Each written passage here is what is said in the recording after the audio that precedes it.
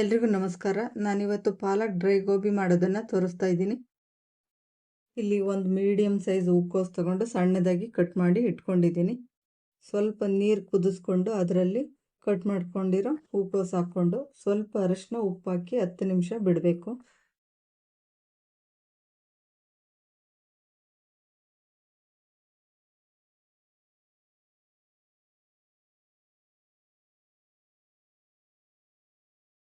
ಈಗ ಪಾಲಕ್ ಸೊಪ್ಪು ರುಬ್ಕೊಳ್ಬೇಕು.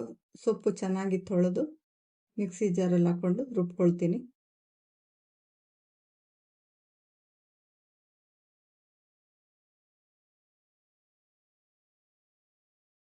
ಅದರ ಜೊತೆನೆ ಹಸಿಮೆಣಸಿನ್ಕಾಯಿ, ಸ್ವಲ್ಪ ಶುಂಠಿ, ಬೆಳ್ಳುಳ್ಳಿ ಹಾಕ್ಕೊಂಡು ಸ್ವಲ್ಪನೇ ನೀರು ಸೇರಿಸಿ ರುಬ್ಕೊಳ್ಬೇಕು.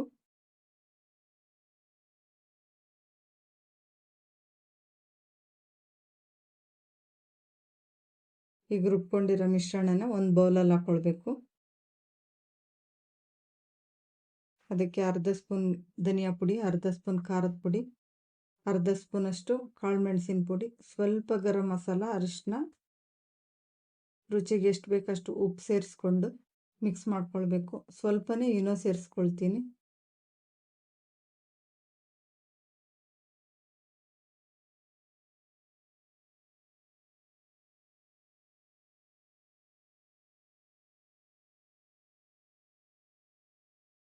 ಇದೆಲ್ಲ ಚೆನ್ನಾಗಿ ಮಿಕ್ಸ್ ಮಾಡ್ಕೊಂಡಾದ್ಮೇಲೆ 2 ಟೇಬಲ್ ಸ್ಪೂನಷ್ಟು ಕಾರ್ನ್ ಫ್ಲೋರು, 2 ಟೇಬಲ್ ಸ್ಪೂನಷ್ಟು ಮೈದಾ ಹಿಟ್ಟು ಸೇರಿಸ್ಕೊಂಡು ಮಿಕ್ಸ್ ಮಾಡ್ಕೊಳ್ಬೇಕು.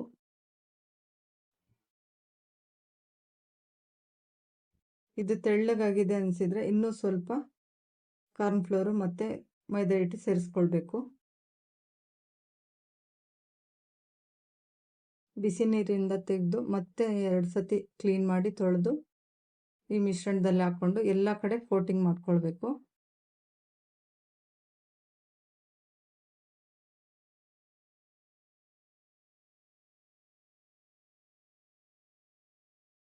ಎಣ್ಣೆ ಕಾಯಿಸ್ಕೊಂಡಿದ್ದೀನಿ. ಈಗ ಒಂದೊಂದೇ ತಗೊಂಡು ಹಾಕ್ಕೊಳ್ಬೇಕು. ಮೀಡಿಯಮ್ ಊರಿನಲ್ಲೇ 5 ನಿಮಿಷ ಕ್ರಿಸ್ಪಿ ಆಗೋ ತನಕ ಬೇಯಿಸ್ಕೊಳ್ಬೇಕು.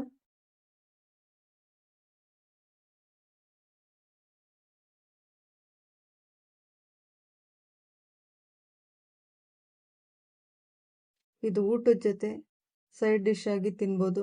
ಸಾಯಂಕಾಲ ಸ್ನ್ಯಾಕ್ಸ್ ಆಗಿನೂ ತುಂಬಾ ಚೆನ್ನಾಗಿರುತ್ತೆ. ಕ್ರಿಸ್ಪಿಯಾಗಿ ಫ್ರೈ ಆಗಿದೆ. ಈಗ ತೆಗೆದು ಇಟ್ಕೊಳ್ತೀನಿ. ಈ ರೆಸಿಪಿ ಇಷ್ಟ ಆದರೆ ಲೈಕ್ ಮಾಡಿ, ಸಬ್ಸ್ಕ್ರೈಬ್ ಮಾಡಿ. Thank you.